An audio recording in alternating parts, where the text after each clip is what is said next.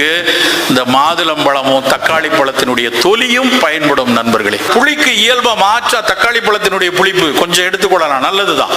தக்காளி பழம் சிறுநீரக கல் இருப்பவங்களுக்கு ஆகாது. அதுல இருக்குது ஆக்சாலிக் ஆசிட். நிறைய பேர் நினைச்சிட்டு இருக்காங்க தக்காளி பழத்துல இருக்க விதை தான் போய் கல்லா மாட்டிக்குது அப்படின்னு. அது ஒரு பைத்தியகார்த்தனம். தக்காளி பழத்தினோட விதையெல்லாம் போய் சிறுநீரக கல்லெல்லாம் போய் மாட்டாது.